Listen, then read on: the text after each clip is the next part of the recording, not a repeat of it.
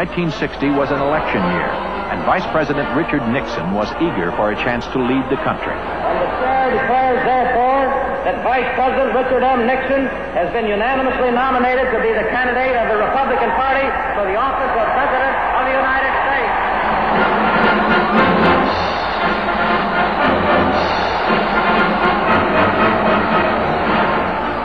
The Democrats nominated Massachusetts Senator John Fitzgerald Kennedy.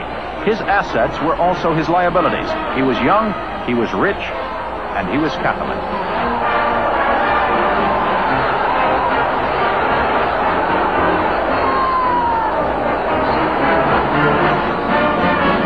Nixon told people we never had it so good and campaigned in all 50 states. Kennedy promised to get the country moving again, but it wasn't so much what he said as the way he said it. That fall, the candidates met for a series of TV debates. 70 million were watching, more than would vote in November. The election was the closest in history. So close, most Americans went to bed not knowing who won. At 4 in the morning, Richard Nixon addressed his supporters.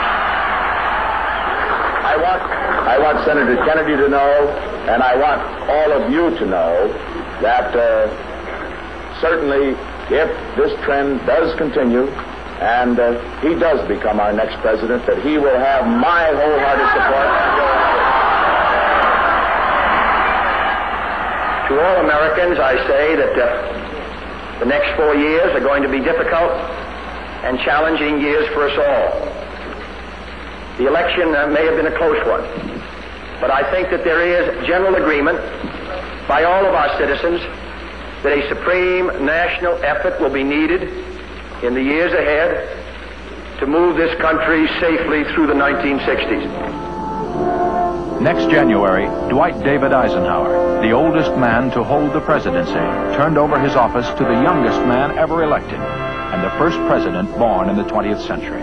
Let the word go forth from this time and place to friend and foe alike that the torch has been passed to a new generation of Americans.